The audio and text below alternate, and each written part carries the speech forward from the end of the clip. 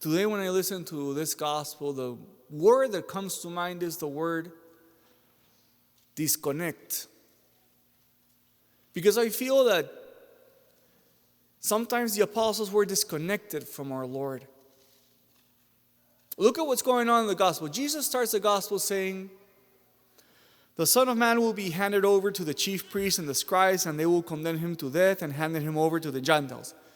Jesus is sharing with them a big news. Guys, I'm going to die. And it's not going to look pretty. And as soon as Jesus is done talking, the apostles are like, can we be the first in the kingdom? And that's why I say disconnect, because it feels like they're so disconnected from our Lord.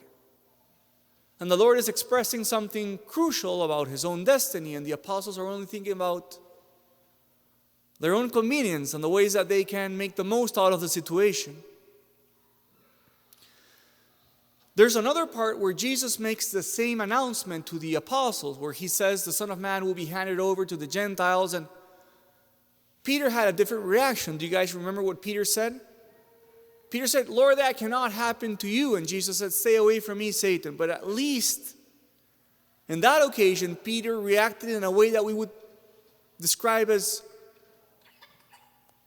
proportional or, connected with what Jesus is saying. So today my reflection is about being disconnected with God. And being disconnected with God, I think it means when we are only looking after our own interests. And sometimes God can be someone that we turn to because we need of him and we want him to provide what we need. But I think that to be connected with God means not only that we're looking for our own interests, but that we could also be able to say, what are your interests, Lord? How can I be there for you? And this brings me to the devotion to the Sacred Heart. Brothers and sisters, this year this nation will be consecrated to the Sacred Heart. And one of the big aspects of the devotion to the Sacred Heart is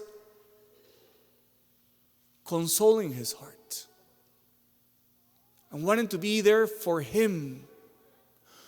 Not only turning to God for the things he can provide to us, but to be able to say, Lord, I want to be here also for you. And maybe that's what Jesus was expecting from the apostles today. I'm going to hand myself over to death. And maybe Jesus was hoping that the apostles would say, we're going to be there with you. Or, Lord, no, don't let that happen. So let me finish with this question. Are we turning to God only for our own needs? Or have we reached a place in our spiritual life where we also care about consoling him? Is it also about offering our friendship when the rest of the world forgets about God?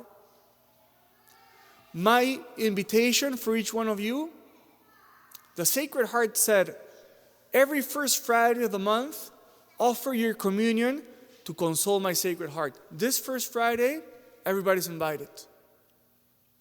Make your spiritual life not about yourself, not about what God can give you.